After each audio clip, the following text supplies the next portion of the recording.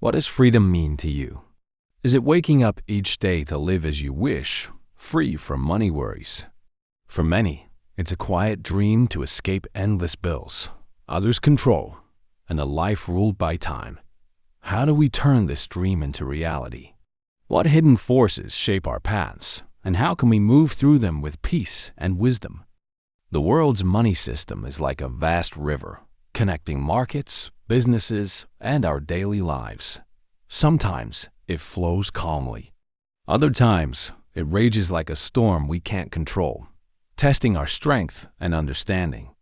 But even in this storm, there's a chance to grow if we learn to bend with the wind and see beneath the surface. I once stood lost, a beginner with a fragile hope. Now, I share my path with you. Have you ever wondered, why do some entrepreneurs rise while others fall? How does the world's money system touch your dreams? And can the old wisdom of patience and balance from the East lead us to success today? This story answers those questions. It's not just my journey to freedom, it's a guide for yours. True freedom isn't only about money. It's the peace of knowing the balance of heart and action. See you after a short introduction. Greetings, friends. Welcome to Mindful Money Mastery, where we share honest wisdom like tea around a lantern-lit table to understand money and grow wealth step by step. No confusion, just clear ideas for your dreams. Join us on this journey. My journey didn't start with big plans or loud goals. It began with a small, quiet wish. Like so many, I wanted financial freedom, a life where I held my future, free from a Job's weight or a boss's shadow. But the road ahead was unclear. I felt like a traveler on an endless sea, with only a shaky boat of hope and a little business knowledge to guide me. At first, I ignored the bigger world. The Federal Reserve, what people call the Fed, the rise and fall of interest rates, the beat of global money, these felt far away, like stars I couldn't reach. My small shop sat in a quiet corner of town, its walls lined with handmade rugs and pottery in earthy colors. It was my world, a tiny fight to survive. My days blurred together, bargaining with suppliers at sunrise, setting up displays by midday, and smiling through tiredness at dusk to earn a few coins. The Fed and markets seemed separate, nothing to do with my daily struggle. Then 2020 came and everything changed. The pandemic hit hard, cutting down businesses and shaking markets. My shop, once alive with clinking cups and soft voices, grew silent. Customers disappeared, leaving only the sound of my footsteps. One evening, as the light faded, I sat alone among unsold goods, the TV flashing bad news. The Fed stepped in, cutting interest rates to almost nothing and pouring money into the system to stop the collapse. The screen showed jagged red lines, and a voice said, "Unprecedented steps to save." I leaned closer, hands on the warm counter. What does this mean for me? I wondered. For my little dream? The question sank deep, like a stone in still water.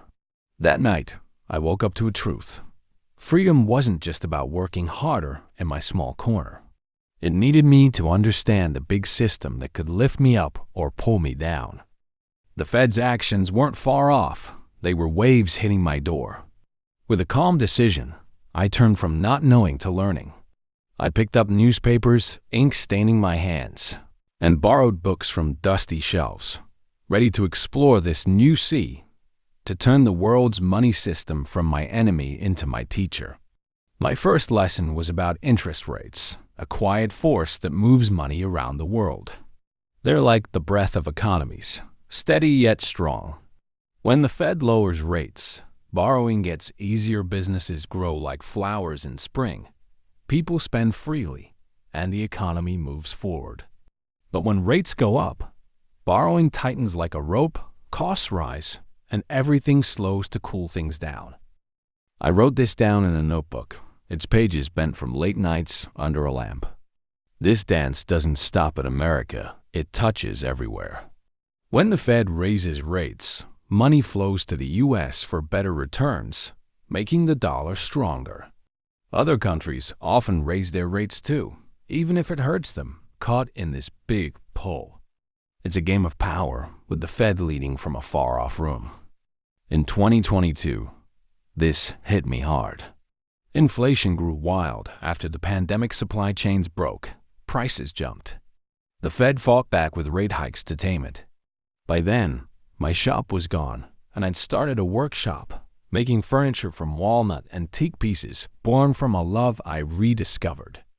I'd borrowed a little to buy tools and wood, hopeful with steady orders from homes and cafes. But as rates rose, my loan payments grew too, like a river flooding. One night, surrounded by sawdust, I opened my ledger.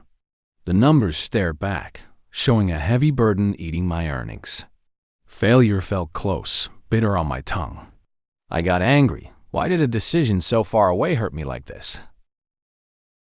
But then I calmed down and looked deeper. The Fed's moves weren't random, they were about control. Higher rates pulled wealth to big investors, while I struggled behind. I was a small fish in their game. Instead of staying mad, I saw a way out. If I could learn this dance, if I could guess the Fed's next step, I could protect my work and change my luck. I read economic reports, untangling their strange words, and studied old patterns, cuts in '08. Hikes in the '80s like a sailor reading the sky. My workshop's hum became my song. Each piece of furniture proof of a mind waking up to the world's hidden forces, my hands steady with new purpose. As I learned more, a hard truth came clear. The system I wanted to master wasn't fair. The Fed, praised as a guardian, often favored the rich. I found it start a secret meeting in 1910 on Jekyll Island, where powerful people built a plan to protect their wealth and guide the economy. This wasn't a mystery story. It was real, written in old books I'd borrowed. In 1913, the Fed was born part public, part private, meant to help everyone, but often lifting the elite instead. The pandemic showed this clearly. When the Fed cut rates and printed tons of money, the stock market flew high, even as shops closed and jobs faded. From my workshop with wind shaking the windows, I saw news of record gains. Dow up, NASDAQ up, while a neighbor's bakery sat empty, its sign a sad goodbye. My orders slowed, people holding tight to their cash. The rich, with big investments, got richer. The rest of us held on to broken pieces. It taught me, in money's world, the strong often win, taking from the weak. I could have given up, but I didn't. Freedom, I saw, meant breaking from the usual path. I couldn't just follow the crowd. Fighting for scraps, I had to learn from the winners and use their ways to rise. Here, the East's wisdom guided me. I'd always loved its lessons of mindfulness and balance, finding peace in tough nights. Now, I brought them into my work. The idea of wu-wei moving without pushing taught me patience over rush. I stopped chasing fast wins that burned my first shot. Instead, I waited for clear moments, choosing carefully, like a river finding its way. Each step was calm and sure, blending Eastern peace with Western skill. My lathe turned wood and my will into a promise to grow where others just got by. Knowledge showed me the world is a big game, with countries, companies, and money as pieces moving for power. The U.S., with its strong dollar, led the board. Its actions felt everywhere. But others, China with its factories, India with its tech, new markets with their promise, stepped up, moving quietly but boldly. In 2023, I saw this game's twists. The Fed hinted at cutting rates, sparking excitement. Investors, expecting cheap money, grabbed stocks and homes, their hopes spreading fast. I felt it too, one hot afternoon, my finger over a trading app, tempted by a biotech stock or a housing deal. The workshop fam buzzed, papers with market notes fluttering. But then the Fed changed its mind. Inflation stayed high, they said, and rates didn't move. The excitement died, markets fell, and fear filled the news. I stood by my window, rain on the glass, my phone still off a lesson. The Fed didn't just move money, it moved trust. A saying from the East stayed with me. The mind shapes all. What you think, you become. The Fed used this, guiding markets with words, a hint here, a wait there, each step a play. I decided to look past the daily noise, to find the long patterns like moves in a game that lasts years. My workbench became my lookout. Each chair I carved a thought on strategy. Each sale a small win over the mess. One late night, standing at table's edge, its lines like a map of patience. I knew freedom came from seeing, not just reacting. Patience became my guide in a world chasing speed.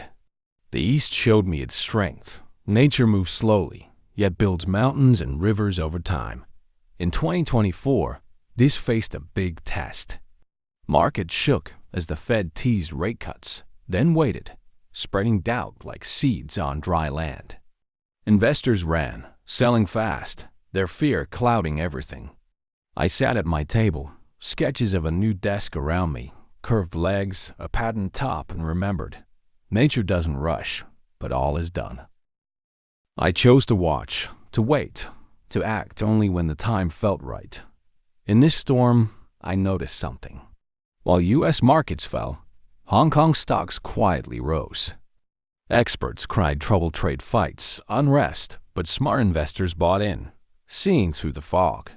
I followed their steps, reading reports by lamplight cedar scent around me. One worn page talked of undervalued companies, shipping, tech, green energy.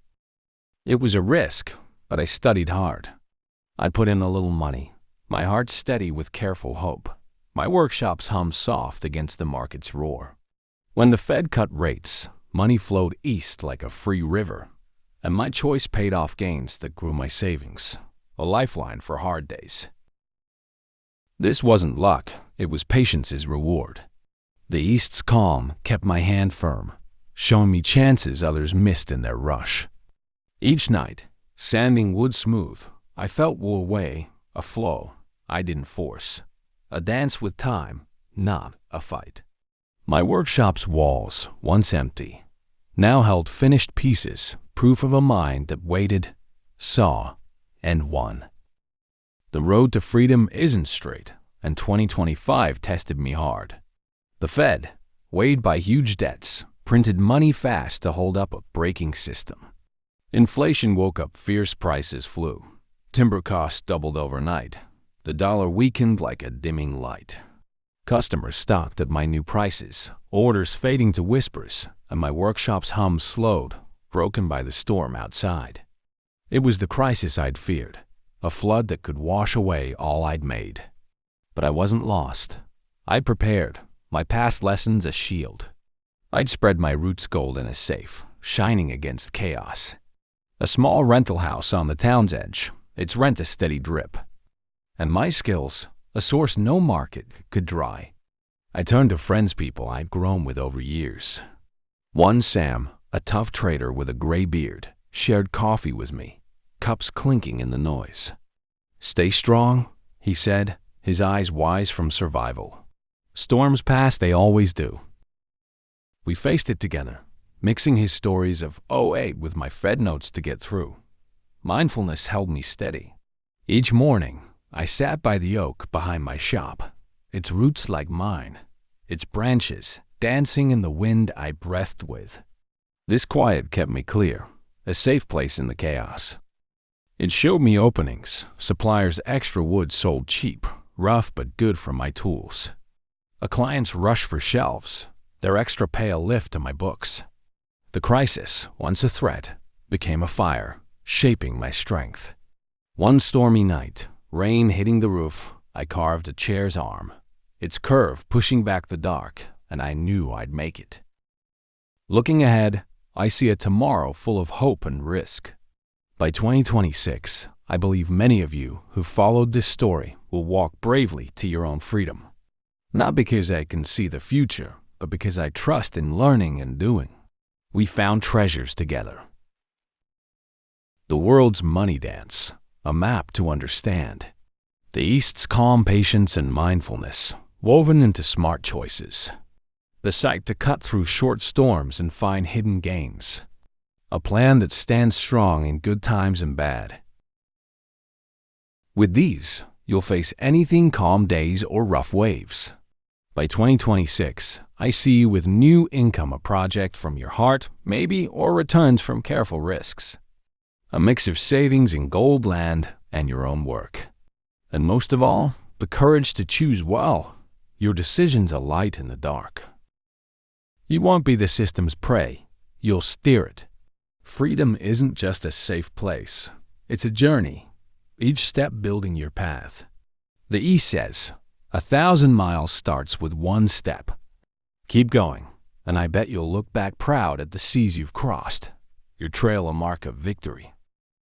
I'm not just a business owner anymore. I'm a student of life's big lessons. I tell this story not to boast, but to light a spark for you. Freedom is close for anyone ready to work, adapt, and keep moving. The path twists and climbs, but the top shines and wisdom shows the way. To you on this journey, I say, blend the East's calm wisdom with the West's clear tools. Learn the markets, but know yourself too, your fears, your strengths, your peace. Be patient like an oak growing, mindful like a river moving, and steady in your growth. The road is long, stretching over years, but each step brings you closer. True freedom isn't just wealth, it's the wisdom to use it well, a mark left not in gold, but in understanding. If this story moves you, a spark of one, a new idea, a step to freedom, I ask you to like and subscribe. It's more than a button. It's a promise we walk this road together, tied by a shared chase for growth and freedom. Each click is a step to learn, rise, and reach the dream we all hold. These lessons came from my struggles. If one helps you climb, my goal is alive. Let's move forward side by side to a future we shape ourselves.